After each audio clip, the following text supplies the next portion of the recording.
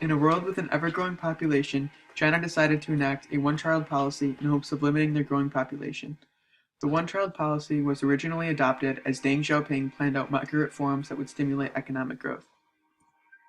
However, this policy did not succeed as China's population reached 1.263 billion by the year 2000. Demographic growth carried implications for China's environment as well. The government was forced to address air and water quality issues in the 1980s as other developing nations could put environmental problems off to the side as they were not yet significant.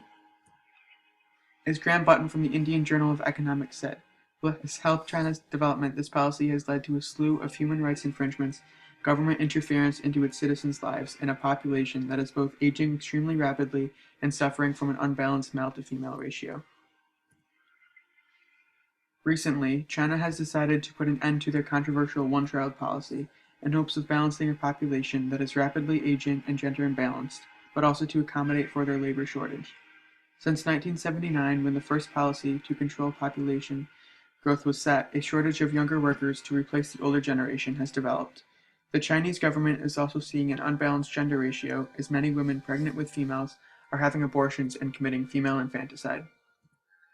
As a result of these issues, couples are allowed to have 2 children to stimulate economic growth and to restore the age balance. Population growth is not solely an issue in China. In fact, India and the United States are hastily increasing their populations to an unsustainable level. Population rise is a contested issue as many scholars estimate the world will soon be depleted of water and other natural resources, those of which we cannot get back. With any policy, especially one that restricts individual rights, it is necessary to look at the ethics of the situation. Ethics is a field which involves systematizing, defending, and recommending concepts of right and wrong behavior based on either one's personal beliefs or by government laws or policies. Ethics deals with the morality of our actions and if we deem those actions right or wrong and why. Ethics is a large part of our real-life situation because the one-child policy restricts the right of giving birth, which in many cultures is an individual right. However, to look at a policy that restricts population growth, reason, perspective, and intuition must be identified. For the purpose of this presentation, reason will be identified as a conclusion drawn from a logical process that uses reliable information. Intuition will be defined as an effortless, immediate, automatic feeling or thought without conscious reasoning, and perspective as a particular way of viewing a topic depending on one's experiences or personality, also known as a point of view. Looking at the ethics involved with population growth and the different arguments from varying perspectives has led us to form the knowledge question. To what extent does ethics play a role in setting policies for population growth? Although the Chinese population growth was slowed to a sustainable number, as our real-life situation presents, is it acceptable for the Chinese government to set a limit on how many children a family can have? This policy interferes with the citizens' rights. However, is it beneficial for the long-term goals? We will look at how ethics plays a role in population restriction policies through the consequentialist perspective as well as the deontological perspective and incorporate areas of knowledge into these perspectives. The people of Earth need resources such as food, water, and living space to survive. With a growing population, there is a huge strain on our environment and on our economies. An English scholar named Thomas Malthus was one of the first to address the limitations of the Earth and the dangers of an ever-growing population. Malthus wrote the Malthusian theory of population growth, which argued that population grows exponentially. He thought of a family tree and of how every generation reproduces, causing the population to grow exponentially. He also argued that resources do not grow exponentially but increase at a constant rate. Therefore, if left unchecked, the population can outgrow its resources. From an economical standpoint, the more people there are, the more food, healthcare, education, houses, land, jobs, and energy are required for the country.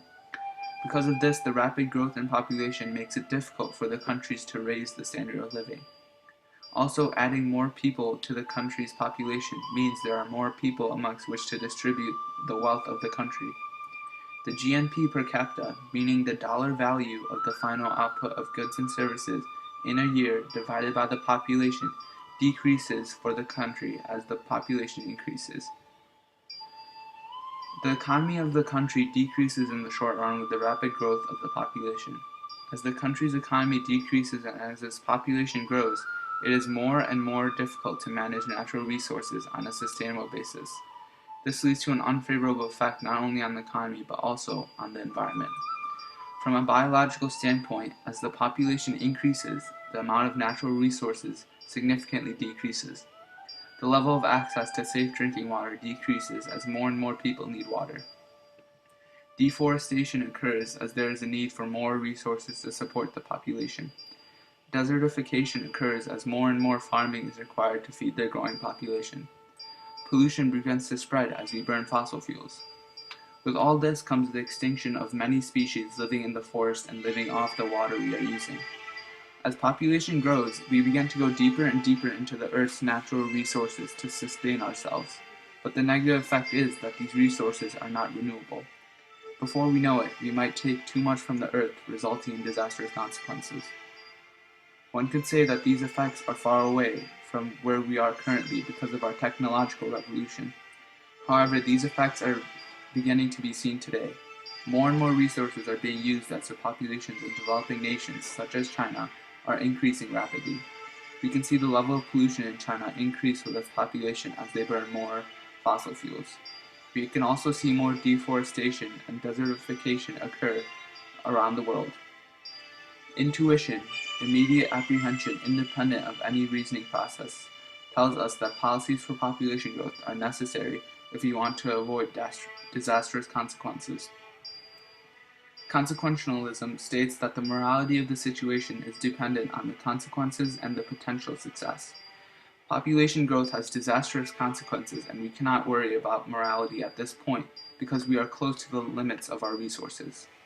Ethics does not play a role in policies for population growth because at this point the consequences are too disastrous and outweigh the ethical implications of these policies. These policies are necessary, no matter the cost. Because of the consequences, Malthus suggested both positive checks and preventative checks to slow the depletion of resources and prevent overpopulation. Positive checks are factors that increase the death rate, such as famine, misery, plague, and war, which were the last solutions if preventative checks did not work. Preventative checks are factors that decrease the birth rate, such as birth control and moral restraint. These checks were the main controllable methods that have been instituted time and time again to stop the population from increasing. Moral restraint would include resisting the urge to marry and reproduce for the sake of population, while birth control would include methods of preventing the creation of a new life. Malthus urged these principles. People were required to practice abstinence, sterilization, and there had to be criminal punishment for those who had more children than they could support.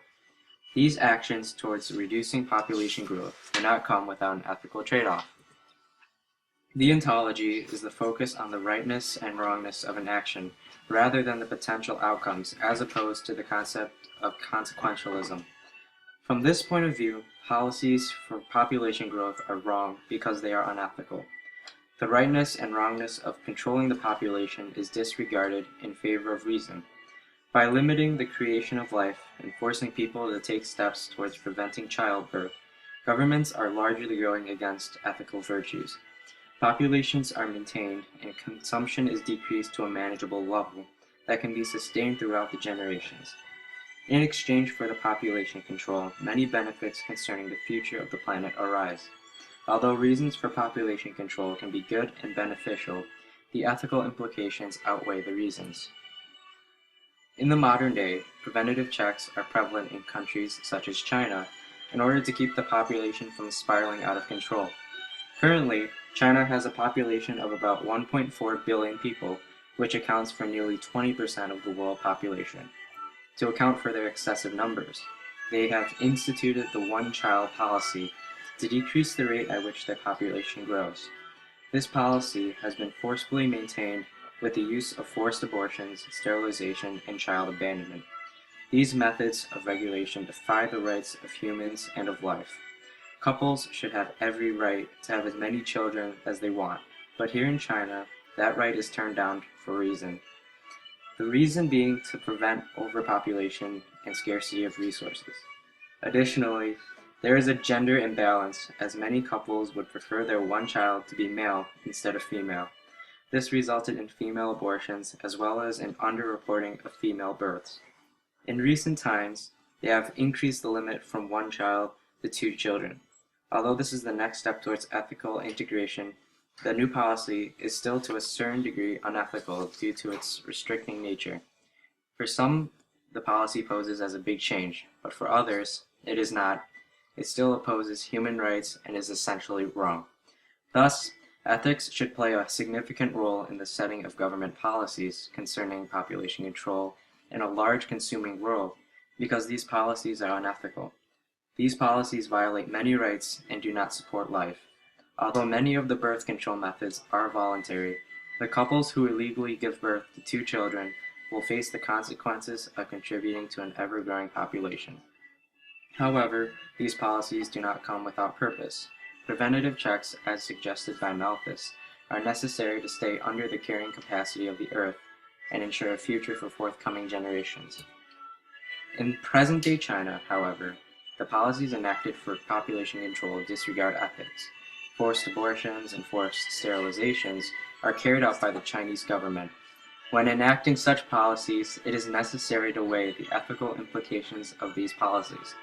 One must consider the value of life, and if it is worth sacrificing potential lives for the good of the future.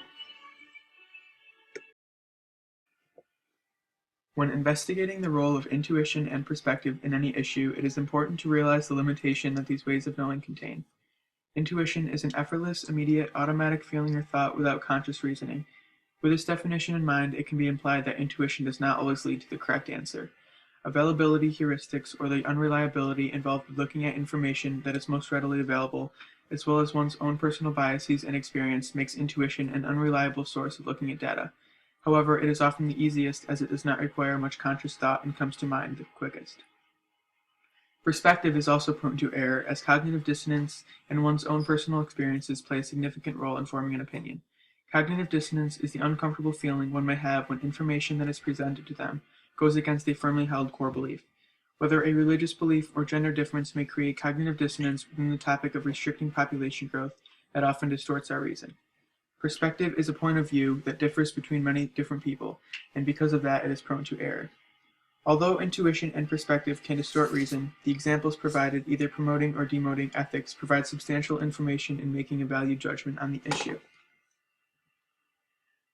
When analyzing ethics and setting governmental policies, 2 main perspectives are evident. The consequentialist perspective emphasizes that the morality of any situation is dependent on the potential outcomes. For the topic of setting policies, this perspective would illustrate that ethics does not play a role, because we need to try and conserve our resources before it's too late. From the opposite stance, ethics plays a significant role in the deontological perspective, because policies restricting the right to have children are violating individual rights and are against the value of life. The consequences do not matter from the deontological perspective. There are many ethical issues with these policies, such as the act of suppressing the life. Thus, ethics should play a role in policies for population growth. However, in the world today, ethics is often disregarded because of the potential consequences to the growing population.